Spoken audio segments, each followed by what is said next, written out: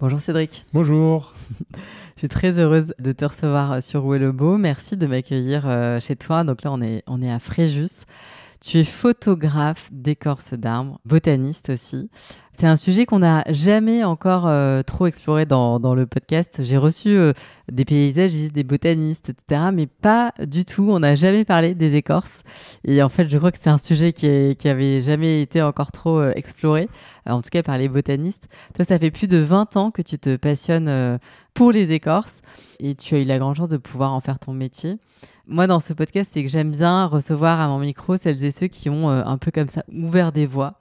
C'est important pour moi aussi qu'on montre, alors à travers différents prismes, mais que la beauté et le mystère du vivant et de la nature nous amènent à nous poser des questions sur nous et que peut-être du coup, après, on y portera un regard différent.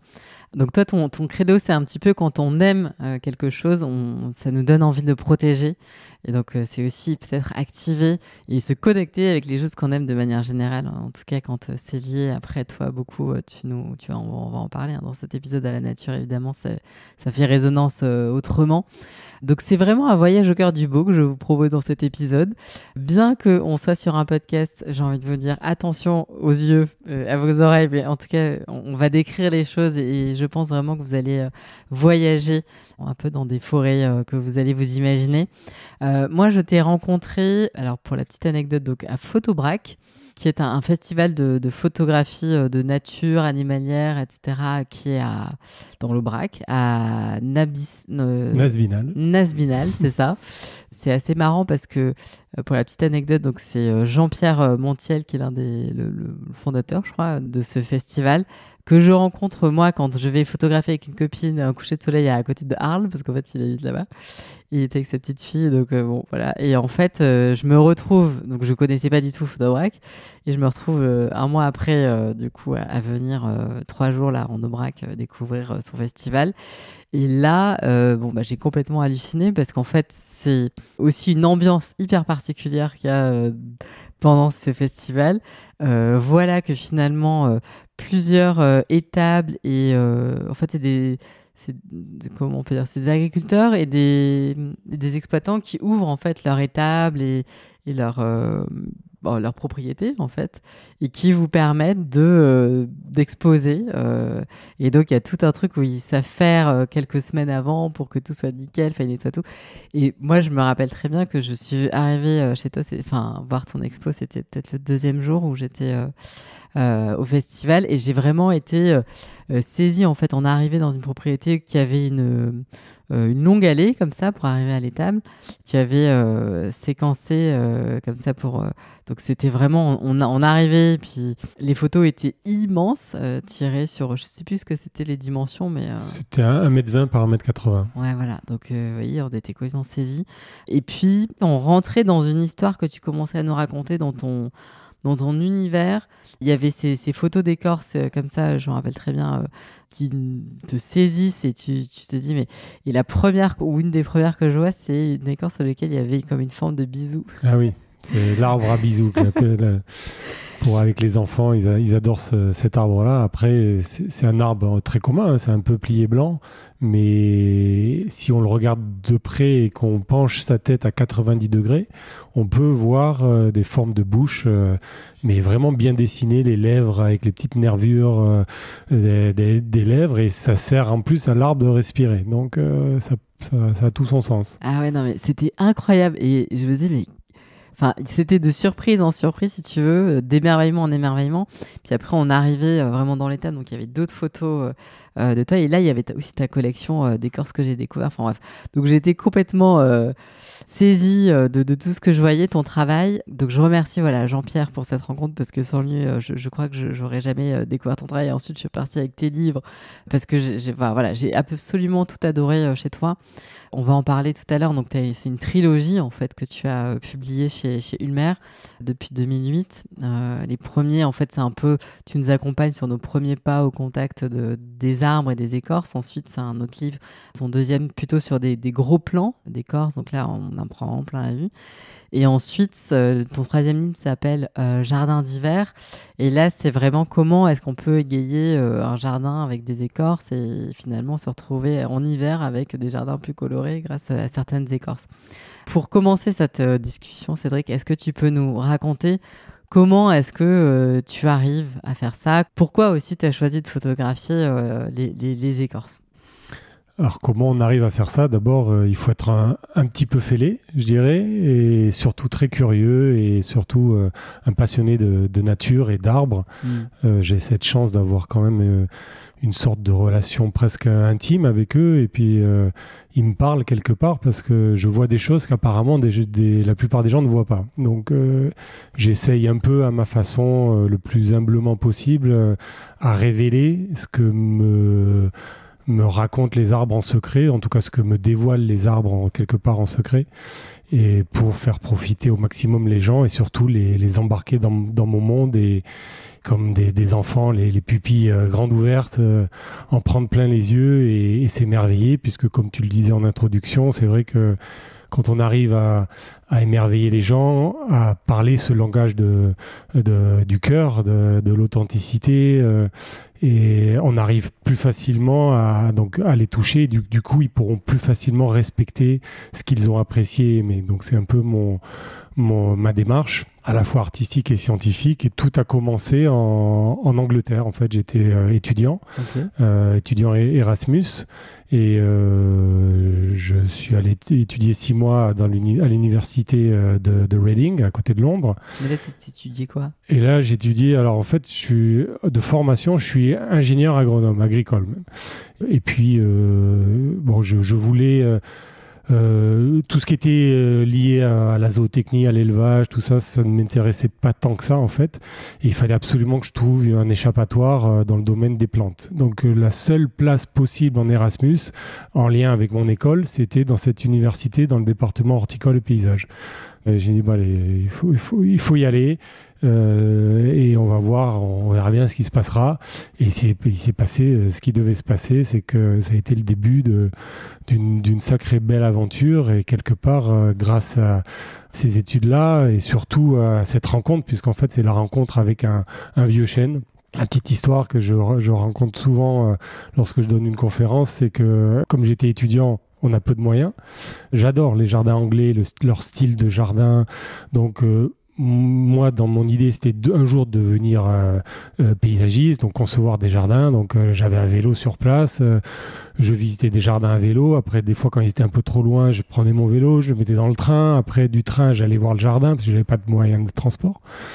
Et puis à un moment donné, donc je suis allé voir un jardin assez loin, et quand j'arrive, on m'avait prêté un appareil photo parce que je suis complètement autodidacte en photo, hein, j'ai jamais pris aucun cours de photographie. Donc là, t'avais quel âge Là, c'était en 99.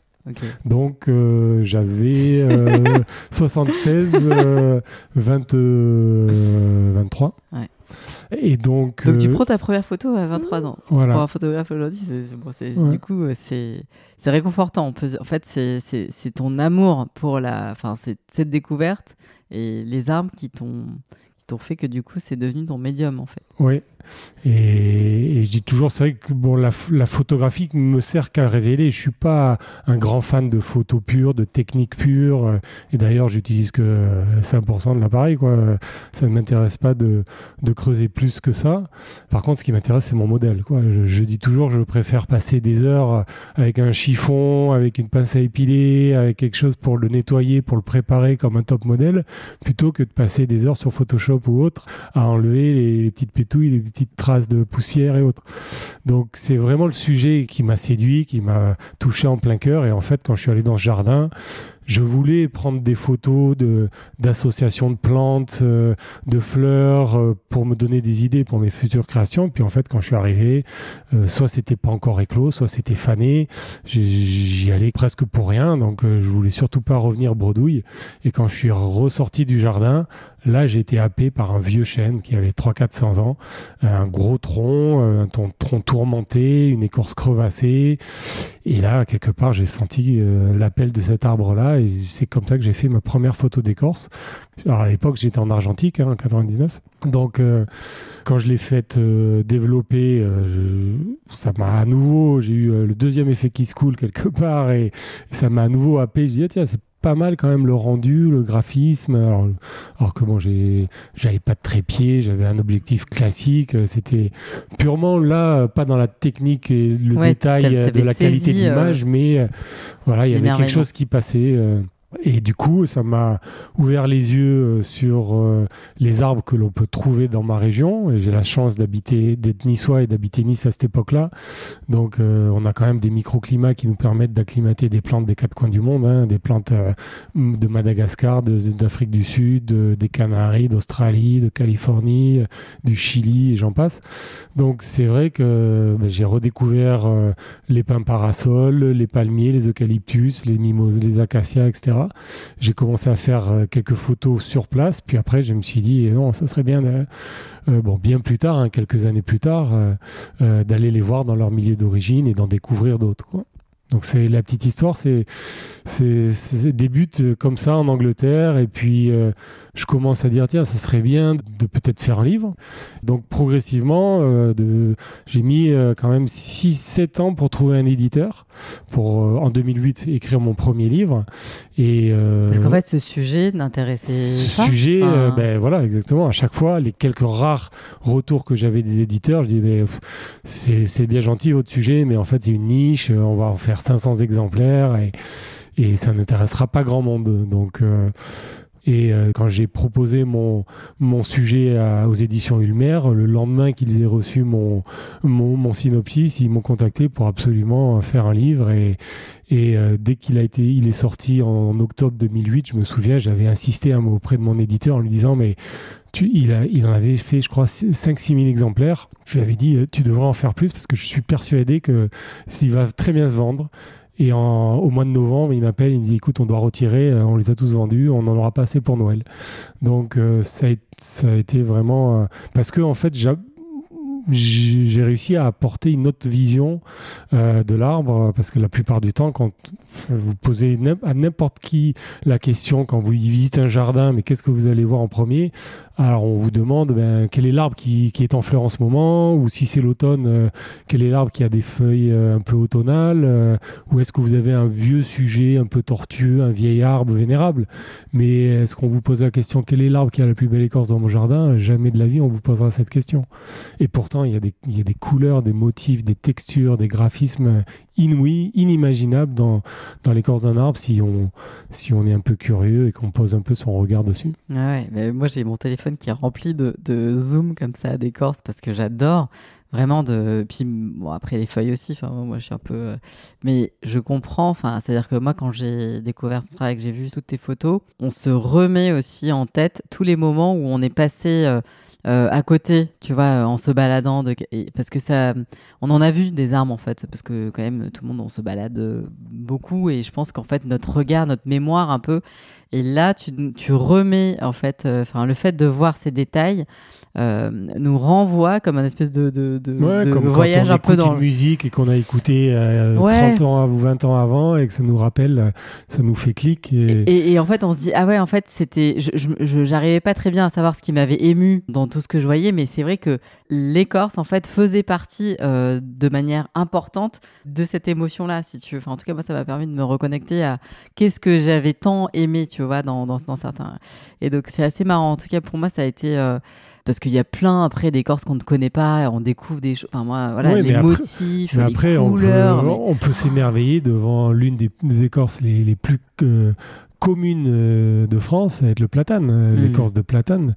Il n'y a rien de plus beau qu'une écorce de platane en plein été, après un petit orage où il y a l'eau qui ruisselle sur le platane et on voit l'écorce qui était grisâtre, légèrement un petit peu verte. Tout d'un coup, on a un camailleux de vert foncé, saturé, comme si on l'avait vraiment photoshopé, hein, mais il y a des jaunes qui sont ravivés et en fait, on passe devant tous les jours, devant l'écorce d'un platane et on ne l'observe pas, quoi. Ouais.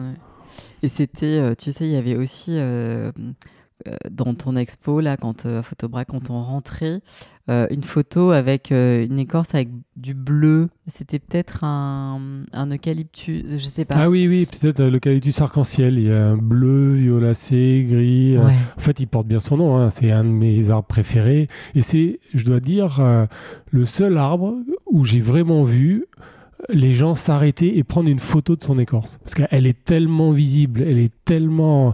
On dirait qu'on a pris un pot de peinture, on a badigeonné de partout, toutes les couleurs. Il porte bien son nom, toutes les couleurs de l'arc-en-ciel peuvent être visibles sur son tronc. Donc c'est... Et où est-ce qu'on trouve cet arbre? Alors il est originaire des Philippines, on le trouve sur l'île de Mindanao, mais après dans toutes les zones tropicales que j'ai pu visiter, en Indonésie, à Hawaï, à La Réunion dernièrement, en Californie, en Floride, on en trouve, au Costa Rica beaucoup aussi, mais heureusement, je pense que à force de voir que les écorces peuvent avoir un vrai intérêt ornemental. Suite à mon premier livre, je commence à voir quelques villes qui commencent à en planter, notamment la ville de Nice, qui en a planté 2-3 spécimens sur la coulée verte depuis quelques années. Et là, j'y suis allé les voir l'été dernier. Ils commencent à être de beaux diamètres et on n'a plus besoin d'aller à Hawaï pour aller les voir. Et donc ça, c'est fort appréciable. Bah, surtout si en plus, il y a tout ce sujet de rensauvager les villes, replanter tout ça. Mais si en plus on peut s'émerveiller et que ce soit pour nous des moyens de reconnecter par le beau, en fait, aussi, avec cet amour, c'est super. Avant qu'on aille encore plus dans ton univers, est-ce que tu peux, pour les néophytes que nous sommes, en tout cas que je suis sur ce sujet, m'expliquer un peu le rôle de l'écorce dans l'arbre, en fait? Tu vois, et, en fait, à quoi ça sert Alors, précisément? l'écorce a une importance capitale dans la biologie d'un arbre parce qu'elle va avoir un rôle de protection à la base. On le comprend bien, hein, c'est la peau quelque part de l'arbre, hein, c'est sa couche protectrice contre les agressions physiques, thermiques, chimiques. Donc les agressions avec les UV, avec la température, avec les invasions des insectes potentiels.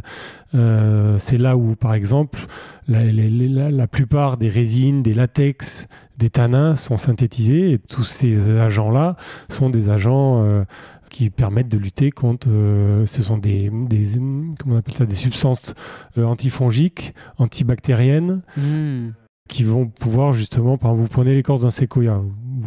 La plupart des gens, je pense, ont une petite idée à quoi ressemble un séquoia. Et ces grands arbres, c'est les arbres les plus hauts, plus gros du monde. Ils ont une écorce couleur cannelle, un petit peu. La cannelle et le bois aussi. Et quand vous coupez un séquoia, il est rosé et en séchant devient un peu couleur cannelle. Ce sont les tanins qui colorent l'écorce et le bois. Et c'est pour ça, entre autres, que les séquoias peuvent vivre 1000, 2000, 3000 ans parce qu'ils ont une écorce qui est l'écorce la plus épaisse du règne végétal. Les plus vieux séquoias peuvent avoir une écorce de près de 80 cm d'épaisseur. Donc c'est une carapace hyper protectrice et notamment c'est pas pour rien puisque ça vit dans des zones où il y a régulièrement des incendies de forêt.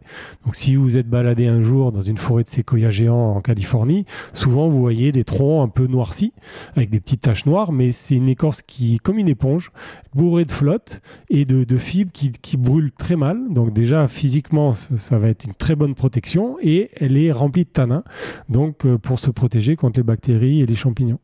Donc ça va avoir ce rôle protecteur. On le voit aussi par exemple chez les capoquiers, certains acacias à épines, toutes les écorces épineuses, ce sont aussi des moyens de défense contre des herbivores, contre des animaux qui vont vouloir venir arracher des fois des écorces aussi parce qu'il y a des écorces qui se mangent, etc.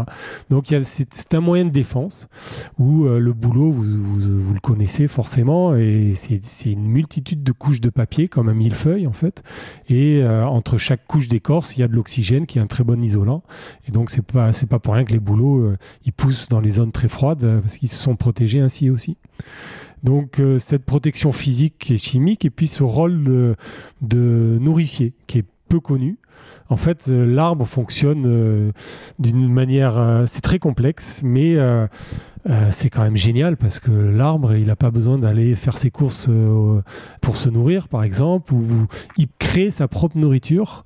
Grâce à quoi? Grâce au soleil, grâce à l'eau qu'il pompe par ses racines et grâce à un pigment indispensable qui est la chlorophylle, qui va lui permettre de faire la photosynthèse en récupérant le CO2 de l'air. Donc, grâce à ces racines, la sève brute, qui est la sève la plus liquide, on va dire, et plein d'eau, va monter dans les canalisations prévues à cet effet au niveau du bois, jusque dans les feuilles. Au niveau de ces feuilles-là, va se faire la photosynthèse avec le soleil, et l'arbre, grâce à ça, la réaction chimique va se faire et va lui permettre de fabriquer ses propres sucres. Et ces sucres-là vont servir après à l'énergie et de l'arbre et au fonctionnement de toute sa physiologie. Et la sève ainsi riche en sucre, on appelle la sève élaborée par l'arbre, va, elle, être transportée dans les canaux qui se trouvent à l'intérieur de l'écorce. Donc on appelle ça l'écorce interne, de manière verticale, de haut en bas, alors que la sève brute a une circulation ascendante, de bas vers le haut. Okay. Et après, bien sûr, il y a des communications latérales qui permettent d'acheminer la sève dans toutes les parties de l'arbre où il en a besoin pour faire fonctionner ses cellules. Et donc, attends, ça veut dire qu'en fait, en écorce... Donc l'écorce, en fait, on a deux couches. On a une écorce externe qui, elle, est morte. On appelle ça le rétidome. Donc c'est ce qu'on voit quand on regarde. C'est ce qu'on voit, exactement. Okay. C'est ce qui... Soit c'est une écorce qui va persister durant toute la vie de l'arbre, mais en persistant, vous imaginez bien que quand l'arbre grossit en épaisseur, ça va créer des tensions qui va faire que l'écorce va devoir se craqueler pour accompagner la croissance de l'arbre. Soit il y a d'autres stratégies et d'autres anatomies d'écorce où là, c'est l'arbre, vous imaginez plus comme une sorte de serpent qui, en muant, va perdre sa mue, perdre sa peau, perdre son écorce. Et donc là, c'est pour ça qu'on retrouve chez des eucalyptus, par exemple, des grands lambeaux d'écorce qui, chaque année, tombent au sol parce que l'arbre grossit et au lieu de la maintenir et de voir ses sillons et ses craquelures se dessiner, il n'en a pas besoin puisque c'est l'écorce nouvelle qui apparaît chaque année. Donc, là, il desquame. Là, il desquame. On appelle une desquamation, comme nous, quand on prend un coup de soleil et qu'on desquame, c'est pareil. Mais c'est moi, les essences que je recherche, parce que c'est à cette période-là, au moment de la desquamation, qu'on a des couleurs complètement hallucinantes. Parce qu'il y a des pigments qui sont photosensibles au niveau des écorces. Et la jeune écorce qui n'a pas encore vu le soleil, qui est encore un peu humide, peut avoir des teintes parfois bleu turquoise, vert émeraude, des zones de jaune orangé absolument sublimes. Mais ça, des fois, c'est des couleurs éphémères qui durent que quelques minutes. Oui. Donc, soit j'aide l'écorce et l'arbre à tomber, je le pèle moi-même un tout petit peu, ça ne lui fait pas mal puisque de toute façon, elle va tomber dans pas longtemps. Mais au moins, je suis pile là au moment où elle est toute fraîche encore. Elle n'a pas encore vu les rayons du soleil, elle a encore un peu cette humidité qui sature naturellement la couleur de l'écorce. Et là, je peux shooter. Et parfois, c'est rétroactif. Donc, il suffit d'avoir un petit vaporisateur. Je peux réhumidifier et je peux parce que quand ça sèche très vite en plein été, pour les eucalyptus qui perdent leurs écorces, il faut être très rapide, quoi. Je peux vous faire 50 photos sur le même détail. Si je m'amuse avec un pinceau à humidifier juste une petite zone, par exemple, je peux vous dessiner des couleurs avec de l'eau sur une écorce, mais sans pigment, sans rien. C'est juste pour dévoiler, révéler cette couleur naturelle qui sature avec l'eau. C'est hallucinant. Mais ça, vous pouvez l'observer sur un platane. Hein. Pas besoin de chercher une essence. Il y a des arbres qui prennent des coups de soleil. Ça, c'est très facile à l'observer sur le pin parasol, par exemple. Vous voyez très bien que quand le tronc qui est orienté plein sud, il a une couleur bronzée, orangée. Puis le plein nord, il est plutôt gris. Donc, il y a plein d'adaptations comme ça. Le froid, par exemple, chez certaines écorces, va révéler une nouvelle couleur. Vous prenez les érables à peau de serpent, un en particulier qui a une couleur orangée, on appelle le Acer conspicuum phoenix par exemple. Vous le prenez en plein hiver dès qu'il y a les grands froids, dès qu'il commence à faire 0, moins 2 degrés, le orangé devient rose crevette. Mais rose vraiment limite fluorescent. Et dès que le printemps arrive et qu'il commence à nouveau à faire doux, en 2-3 jours, ça disparaît et à nouveau, sa couleur naturelle orangée revient. Et on sait qu'est-ce qui pigmente là, il y a l'arrêt de la sève qui joue certainement son rôle. parce que l'écorce de ce type d'érable-là est très très fine. Donc, c'est pas qu'on la voit par transparence, mais Oui, c'est ce que tu me montrais. Parce qu'en fait, tout à l'heure, donc là, on parlera donc de la grande collection que tu as, mais tu me montrais aussi une écorce qui était très fine. Il y a, suivant les essences d'arbres, et lisse, en fait. Il faut savoir qu'il y a à peu près plus de 70 000 espèces d'arbres dans le monde, donc c'est colossal. Et chacun a des stratégies différentes, suivant l'endroit où il pousse, suivant les ravageurs qu'il peut avoir ou les animaux qu'il peut avoir autour, qui peuvent être des dangers parfois, ou des alliés pour la dissémination de leurs graines, ça dépend. Mais donc chacun a sa stratégie. Il y en a qui sont partisans du moindre effort et d'autres qui vont mettre les moyens pour se protéger au maximum. Donc il va y avoir des écorces parfois très très fines et d'autres très épaisses comme le chêne-liège par exemple dans ma région, le séquoia, on en parlait tout à l'heure. Ouais. Et ceux qui ont une écorce très très fine, en fait, tu m'expliquais tout à l'heure que du coup, le bois de l'arbre grossit au fur et à mesure des années. Mais en termes de temporalité, c'est à peu près la même. Mais en fait, comme il faut comprendre, savoir comment fonctionne un arbre et comment il grandit en épaisseur. En fait, l'arbre, il vit quasiment à la périphérie, dans une zone qui s'appelle le cambium et qui va générer chaque année une couche de bois et une couche d'écorce. Et quand vous coupez un bois, vous avez dû voir une image, il y a des cernes de croissance, des cercles concentriques. Donc ça, c'est une année à chaque fois. Et on le voit bien, il grossit, il rajoute une couche, un cercle, un cerne de croissance. Donc là où il est vivant, là où il vit, c'est à l'extrémité entre le bois et l'écorce. C'est les dernières couches d'aubier, les dernières couches de bois et les toutes dernières couches d'écorce. Okay. L'écorce externe est morte et le bois interne, ce qu'on appelle le bois de cœur ou le duramen, est mort. C'est pour ça que souvent, pour les vieux arbres, par exemple, tu arrives à avoir des troncs d'olivier, d'amandier complètement creux, par exemple. Tu vois presque à travers. Et pourtant, l'arbre est toujours vivant et l'arbre, il donne des fleurs, il donne des fruits parce que en fait, il a perdu son ossature, son squelette, mais sa partie vivante, elle est toujours là. Mais tout ça pour te dire, voilà, sans l'écorce, il n'y a pas de vie pour l'arbre. Ouais. L'écorce est vraiment indispensable. Et c'est vrai que chez certains arbres, elle peut être très, très, très compactée sur des écorces qui peuvent être très fines et que l'écorce n'est pas perdue par l'arbre chaque année. Et bien, on a une écorce qui peut faire 2 mm et le bois qui peut faire 20 cm ou 50 cm. Et toute la vie de ce que l'on peut voir dans le bois, c'est la même chose dans les 50 cm que dans les 2 mm. Donc c'est aussi pour ça que ça a été très mal étudié et quasiment jamais. L'anatomie des écorces, ça n'existe nulle part. Dans n'importe quel ouvrage scientifique sur les arbres, vous trouverez quelques ouvrages sur l'anatomie des bois, mais sur les écorces, ça n'existe pas. Et c'est peut-être d'ailleurs un projet de livre, mais ça demande beaucoup de travail, beaucoup de recherche, parce qu'il faut préparer des échantillons, les poncer d'une certaine façon et une prise de vue microscopique assez pointue. Et peut-être que du coup, ça va nous révéler aussi beaucoup de choses qu'on... Ça permettra d'apprendre et de mieux connaître les écorces, tout à fait. Oui, tout à fait. Et est-ce que aussi, juste, tu peux nous rappeler en quoi l'arbre un peu est clé de voûte? Donc tu le disais tout à l'heure, photosynthèse, l'air, captation du carbone, on le sait, mais vu que là on parle des écorces, tu vas peut-être nous remettre un peu bien là-dessus, toi qui connaît mieux que nous. Donc, en quoi l'arbre est important pour la planète ou pour notre vie? Sans arbre, on n'est rien de toute façon, ça c'est une évidence. On parle beaucoup de CO2 à l'heure actuelle, de bilan carbone, etc.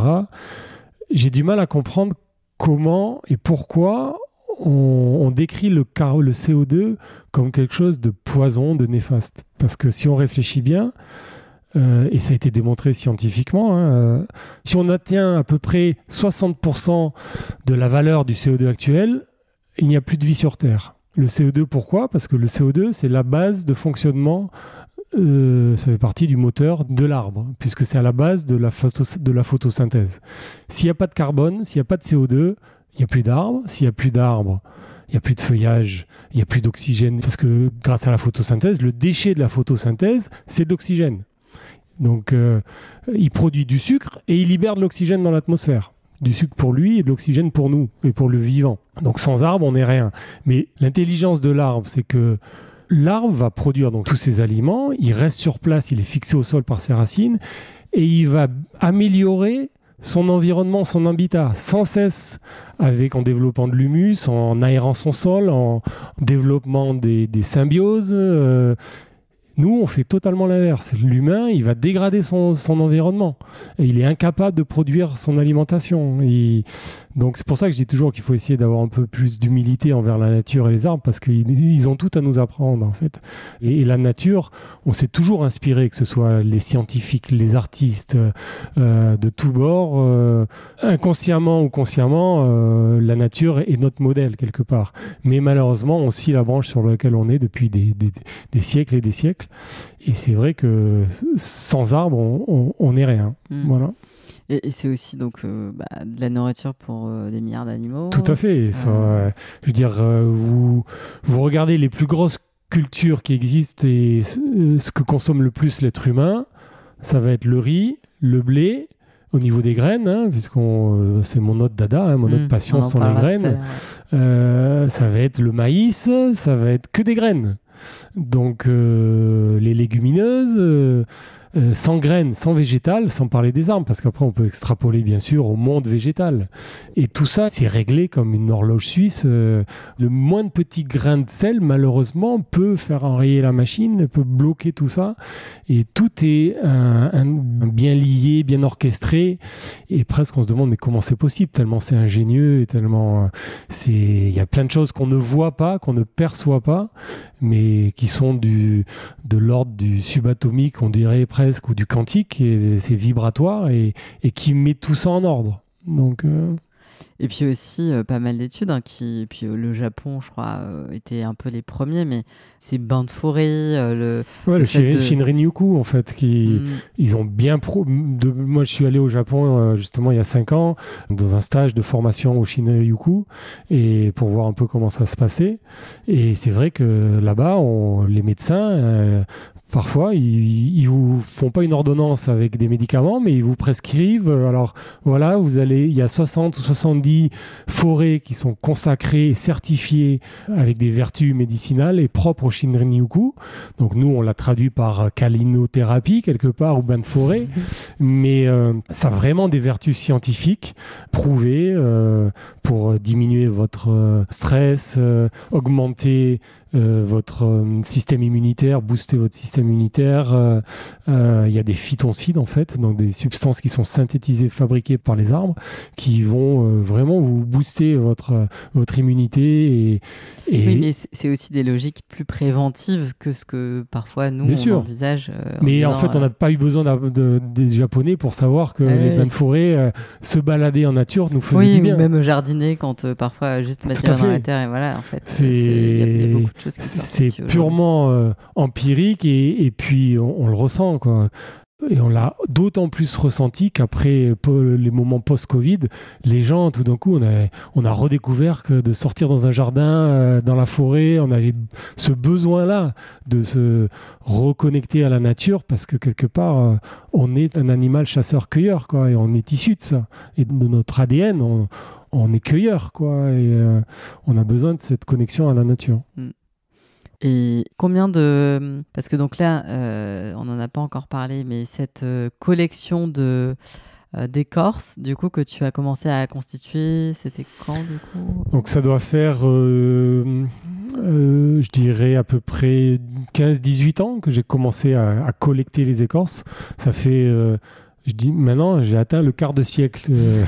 Je dis, ça fait toujours un peu plus, mais ça fait 25 ans que je travaille sur les écorces et que j'ai photographié ma première photo d'écorce en 99. Mais c'est quelques années plus tard où, justement, en voyageant et en tombant nez à nez sur un bout de branche par terre, je me dis, c'est trop joli, c'est pas possible. Il faut que tu le ramènes avec toi dans tes bagages pour le montrer, pour le faire toucher.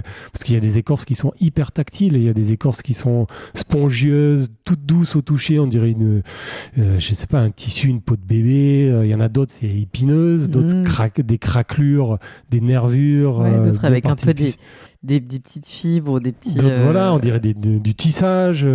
Donc il y a une infinité de textures qui sont intéressantes. Donc je me suis dit, ça serait bien un jour de faire une exposition avec mes photos d'écorce et puis montrer comme une sorte dans un cabinet de curiosité toute une série d'écorces en 3D, montrer vraiment que tout ce que vous voyez en photo, ce que je vous montre, vous pouvez le voir par vos propres yeux, parce que je me refuse à faire des photos de l'infiniment petit parce que c'est facile à surprendre. Je te prends une photo avec un objectif macro de ta peau par exemple, et on n'a pas l'habitude de poser notre regard comme ça, et on va voir des motifs étranges et ça va surprendre.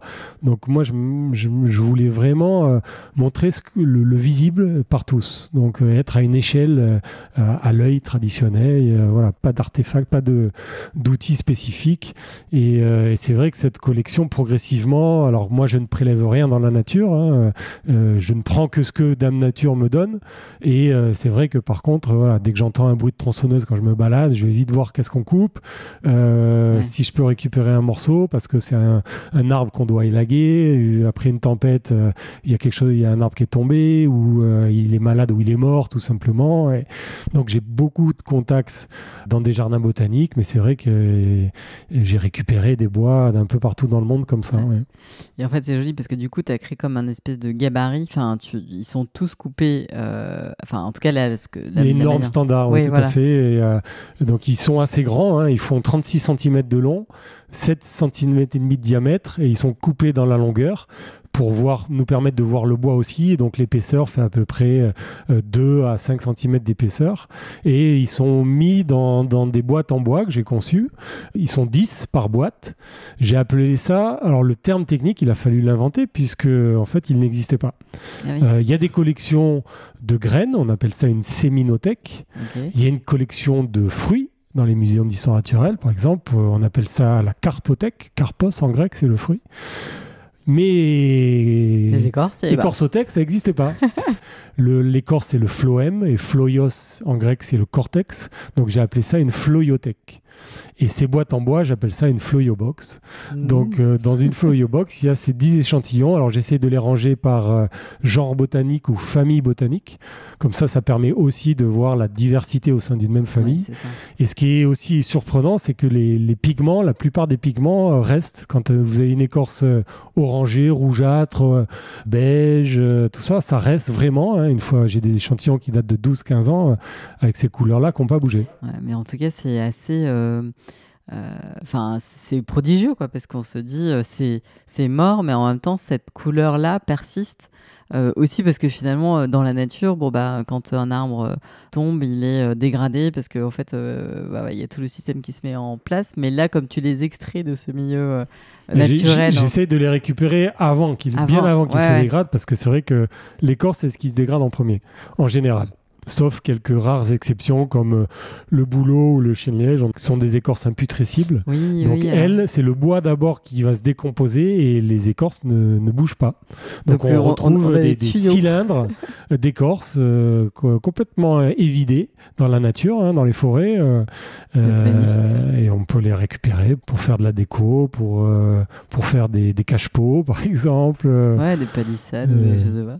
Et ce que tu me disais aussi tout à l'heure, c'est que par exemple, le tilleul était l'une des plus vieilles fibres de tissage. Tout à fait, on a retrouvé dans les fouilles archéologiques des étoffes cordées, et après analyse, il s'est avéré que c'était des fibres d'écorce interne de tilleul, que depuis le néolithique, en fait, l'homme a appris à extraire du tilleul avec une méthode bien précise, hein, c'est assez complexe parce qu'il faut le faire tremper dans de l'eau ruisselante pendant plusieurs semaines pour que les différentes couches d'écorce annuelles internes se décollent. Ensuite, ils récupèrent les dernières années qui ont été produits par l'arbre en question, qui sont les plus souples, et ils vont pouvoir les utiliser pour les torsader, les tresser, et en faire des étoffes cordées, des filets de pêche, par exemple, des chaussures, des tamis. Et donc, on a retrouvé énormément d'objets à partir de cette écorce de fibres de tilleul.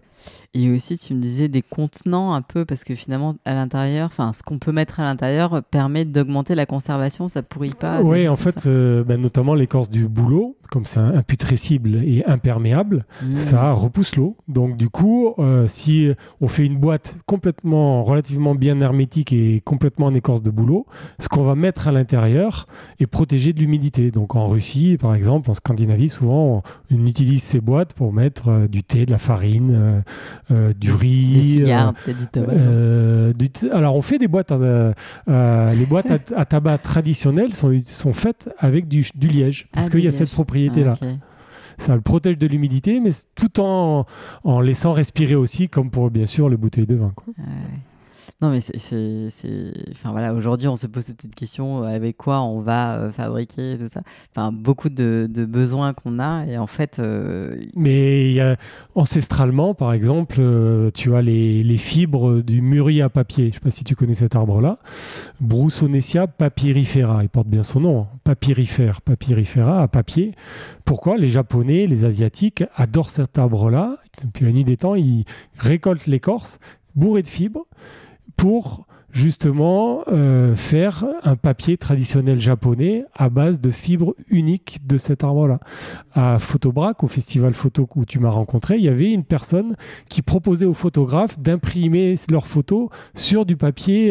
Donc là, on a un support complètement écologique, artisanal, utilisant l'écorce. On n'est pas obligé d'abattre l'arbre, puisque là, ils utilisent sur leur propre arbre qu'ils récoltent dans le sud de la France. Je crois que d'ailleurs, il est dans la région de Montpellier. Ah oui, tu pourrais aller faire un reportage chez eux. Il faudrait que tu me donnes leurs coordonnées. Ouais. Et du coup, ils récupèrent les brindilles chaque année. Ils l'écorcent, ils récupèrent la fibre et ils font traditionnellement dans des grandes plaques des immenses feuilles de papier sur lesquelles on peut imprimer. À pH neutre, et donc là on a une impression 100% nature, quoi. C'est génial. Donc on peut développer quand même, et avec un très beau rendu, hein, franchement.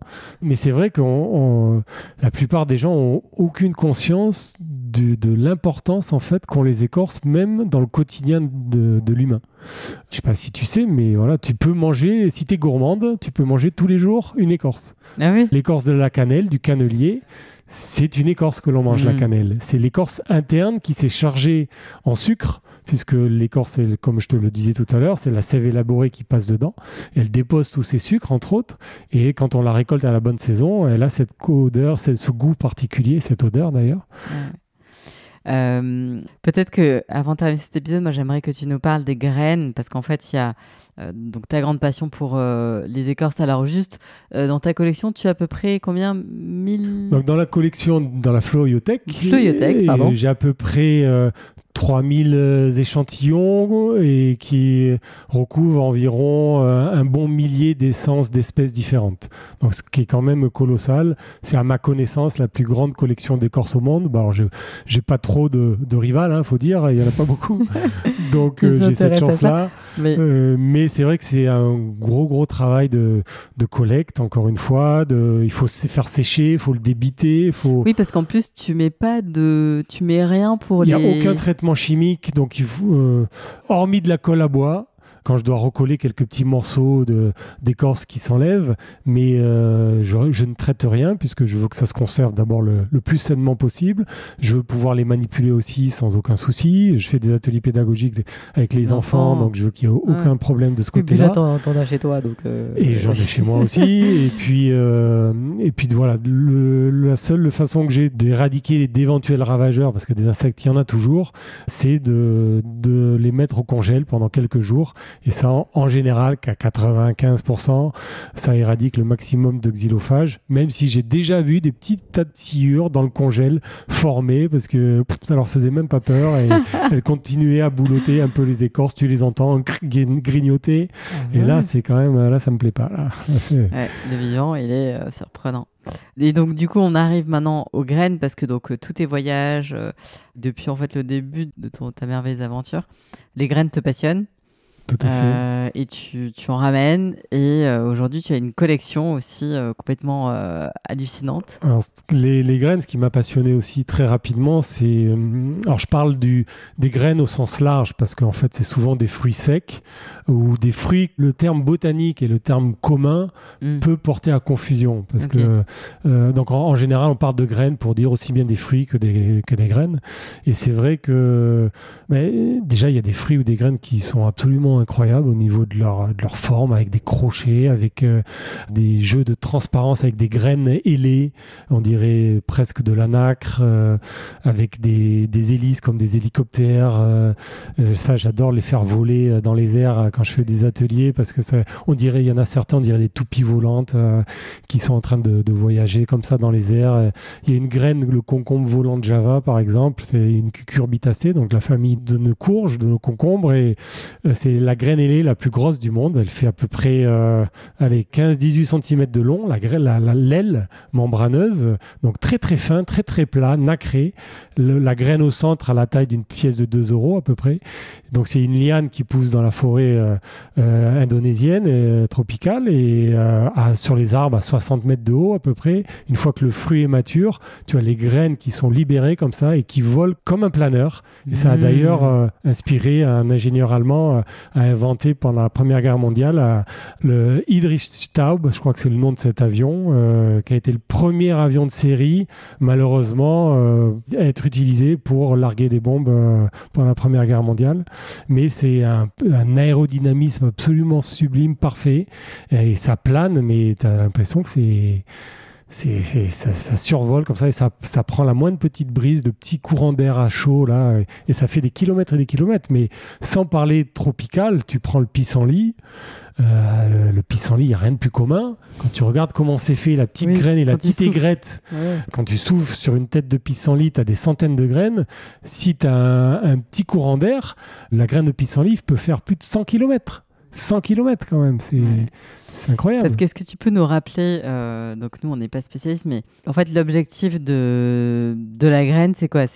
D'une plante avec ses graines, c'est d'être disséminée en fait. Toujours le même sujet, c'est l'arbre est inféodé à son milieu et il ne peut pas fuir, il est fixé au sol par ses racines. Donc le but du jeu, si il fait tomber ses graines et ses fruits juste au pied de son tronc, c'est pas trop d'intérêt, parce qu'il y a une compétition déjà avec les racines du pied mère, il y a une compétition avec la canopée, le feuillage qui va occulter les rayons du soleil, et la plante elle a besoin très vite de soleil. Donc le but du jeu, c'est de coloniser le maximum d'espace. Pour ça, il faut inventer des stratégies. Et donc inventer des stratégies, il n'y a pas trop 36 moyens, il y a jouer avec les éléments, jouer avec le vent, jouer avec l'eau, jouer avec les animaux. Ou quelques rares exceptions, comme par exemple avec le feu, puisque c'est connu, hein, toutes les flores dans les pays où il y a des feux réguliers, type Australie, Californie, bassin méditerranéen, Chili, etc. C'est des plantes où les graines sont soit en dormance dans le sol, et au moindre feu va pouvoir libérer la dormance et redonner vie à toutes ces graines. Soit par exemple en Australie, les protéacées, c'est connu. Tu as les banksia, les xylomélum, les protéas. Dès que l'arbre constitue sa banque de semences ad vitam aeternam pendant des années sur l'arbre principal, les fruits, les graines sont enfermées dans des fruits.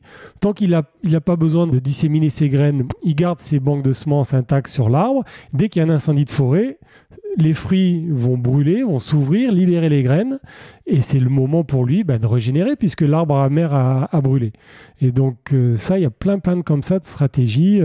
La noix de coco va faire des 3, 4, 5 000 km sur l'eau pendant des kilomètres, pendant des années, avant de s'échouer sur une plage et pouvoir redonner un cocotier. Mais en fait, ce que tu me disais tout à l'heure, c'est que chaque plante ou arbre a son pouvoir germinatif différent. Tout à fait. Il y a des plantes... Depuis quelques jours jusqu'à des années, des millions d'années. Des millions, des milliers d'années, oui. Où tu prends la graine de dattier qui ont été trouvées dans des fouilles archéologiques en Israël au début du 21e siècle. Ils ont trouvé des dattes dans des jarres, ils les ont fait germer, et elles ont donné des dates des palmiers dattiers. Donc elles dataient de plus de 2000 ans, les jarres. C'est il dingue. y a un exemple connu Kew Garden, à l'herbier de Kew, qui est l'herbier le plus grand du monde, avec celui du Muséum d'histoire naturelle de Paris. Il avait brûlé il y a quelques dizaines d'années ou quelques siècles, je ne sais plus exactement, et donc les bouches d'incendie, là, les asperceurs se sont mis à fonctionner au niveau des herbiers. Et tout d'un coup, il y a des tas de graines qui ont germé, notamment des graines d'albizia, par exemple, alors que c'était des graines qui avaient été récoltées il y a plus de 100 ans, par exemple. Donc, et d'autres, tu me disais... par exemple, le tout bête, le peuplier. En quelques jours, si les graines de peuplier au printemps ne trouvent pas les bonnes conditions, un peu d'eau, une terre sablonneuse, et c'est pour ça qu'on les trouve très vite le long des cours d'eau, parce qu'il y a les limons et il y a de l'eau. Donc si le petit parachute blanc qui entoure la graine va lui permettre de vite arriver vers une berge, et ben, il va pouvoir vite germer. Mais en quelques jours, s'il trouve que du béton dans une ville, la graine est perdue. Et il faudra attendre l'année d'après pour pouvoir espérer retrouver des conditions favorables. Mais la stratégie du peuplier, c'est d'en produire des millions et des millions. Donc, à l'inverse, la stratégie, par exemple, du coco-fesse, du coco de mer, c'est de produire une graine. Il met 7 ans à la produire. Mais elle est énorme, c'est la graine la plus grosse du monde, elle peut faire 40 kilos. Il y a tout ce qu'il faut à la graine pour pouvoir germer. Quand elle veut, elle met 2 ans quasiment à germer. Donc lui, il prend son temps, mais ça lui demande beaucoup. Donc suivant les arbres, vous prenez par exemple les orchidées ou les bégonias, ce sont les plantes qui possèdent les plus petites graines du monde. C'est de l'ordre du micron, quasiment. Ah oui. Dans une gousse d'orchidée, j'ai des millions et des millions de graines. Et vous prenez le palmier, le corypha par exemple, le talipo en Indonésie, c'est la plante à fleurs qui produit la plus grande inflorescence et donc la plus grande infrutescence, c'est la production de fruits. Et sa grappe de fruits, elle fait jusqu'à 9 mètres de haut. Wow. C'est un arbre en fait, sa grappe de fruits. C'est un truc de fou quand vous tombez au pied de ce palmier et il produit qu'une fois dans sa vie, à la fin de sa vie, parce que ça lui demande tellement d'énergie à la produire. On dit que c'est une plante monocarpique. Une fois qu'il produit son infrutescence et sa fleur, il meurt. Mais du coup, il a produit des millions de graines. Ah, c'est dingue. Et il y a aussi des stratégies qui sont, parce que donc disséminer, là comme tu le disais, parce que le vent, etc. va t'emmener. Mais après, tu as aussi des stratégies avec des couleurs. Oui. Pour que ce soit les oiseaux, ou alors avec des goûts, comment... L'autre façon d'être disséminé très loin, c'est bien sûr d'avoir une coopération avec des animaux. Et c'est là que la plante est quelque part intelligente, parce que elle va faire le job à des animaux dont ils n'ont aucune conscience de ce qu'ils font. Parce qu'ils vont venir juste parce qu'il y a quelque chose à manger, parce qu'il y a une odeur particulière, mais c'est surtout parce qu'il y a quelque chose à boulotter. Mais ils n'ont aucune conscience qu'en mangeant, en ingérant la graine, en la recrachant après dans leurs excréments, les oiseaux, les chauves-souris, les singes, les éléphants, etc., les plus grands disséminateurs, ça va être les mammifères et les oiseaux. Ok. Pas les insectes, contrairement à ce que souvent on me dit. Les insectes, ça va être les pollinisateurs. Les graines sont trop grosses en général pour être transportées après par les insectes. Donc c'est surtout les oiseaux qui n'ont pas le même spectre visuel que nous. Ils ne voient pas les mêmes couleurs. Et souvent, les bleus, les violets, les roses, les rouges, les contrastes rouge et noir les attirent beaucoup. Et donc les plantes vont développer ces formes-là comme elles le développent pour les fleurs, pour attirer les insectes et les oiseaux pour la pollinisation. Tout ça, ils le font pas gratuitement juste pour le plaisir de nos yeux, pour faire beaucoup de fleurs. C'est juste toujours pour la pollinisation et pour ensuite la dissémination. Et là, justement, tu prépares une exposition. Quand est-ce qu'elle ouvrira? Donc là, je prépare ma toute nouvelle exposition sur les graines et les stratégies fabuleuses des plantes pour disséminer leurs graines, du 16 mars au 15 juin prochain, dans le Var, dans la ville de Draguignan, au musée des arts et traditions populaires. Il y aura 3 salles dédiées à cette exposition-là, où j'exposerai 60 photos et aussi à peu près 200 échantillons de graines pour vraiment avoir avoir à la fois l'approche artistique des photos et ce côté pédagogique, cabinet de curiosité, voir les différentes formes, couleurs, parce que les couleurs restent aussi dans les graines. Vous verrez des graines bleues, des graines rouges, roses, et toutes les formes, des graines avec des crochets immenses, des ailes.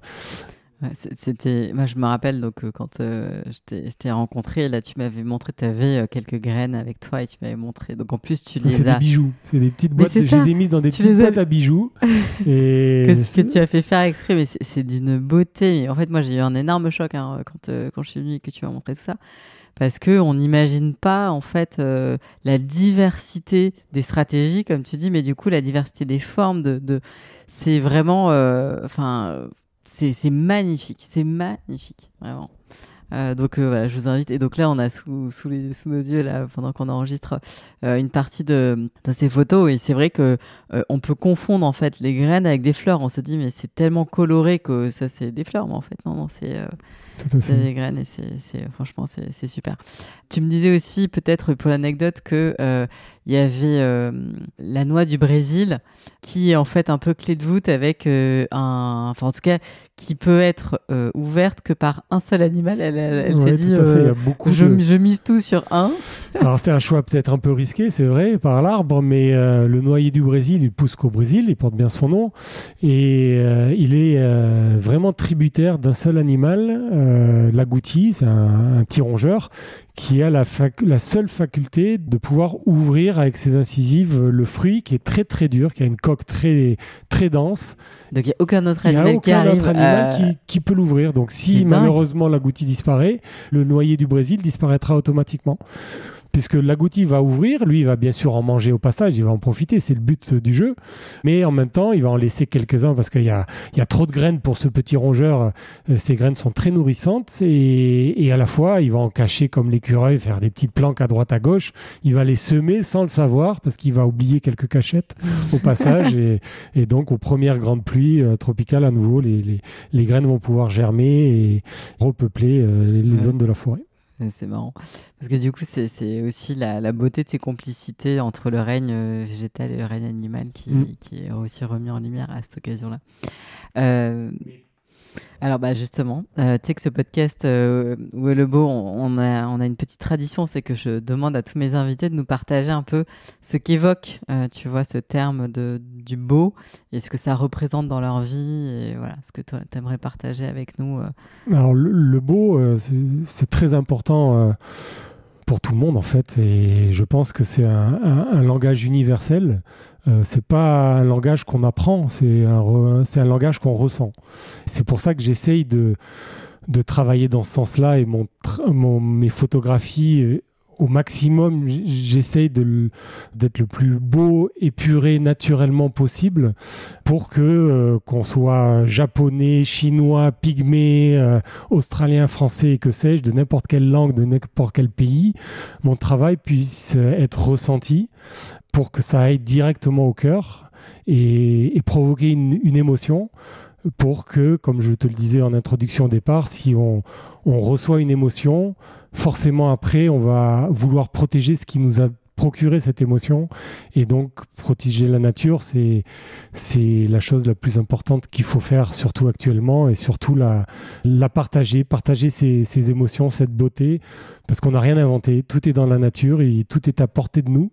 Et il faut juste observer, être curieux. Et c'est vrai que pas besoin d'aller au bout du monde. Et Christian Bobin le disait très bien, que ce soit au bout du monde ou au fin fond de son jardin, la quantité de merveilles est la même. Donc, il suffit d'être curieux un petit peu, de retrouver cette sensibilité qu'on avait quand on était enfant, cette spontanéité, pour pouvoir se reconnecter à cette beauté naturelle que l'on a dans la nature. Parce qu'en fait, je pense aussi bien dans le microcosme que dans le macrocosme, on retrouve toute cette beauté, ce nombre d'or, cette harmonie des couleurs, des textures, des formes à toutes les échelles, jusque dans nos cellules. Et si on parle avec le cœur, parle avec la beauté, ça résonne à tous et je pense qu'on peut être mieux compris et vivre mieux. Merci beaucoup, Cédric. Merci à toi, Hélène.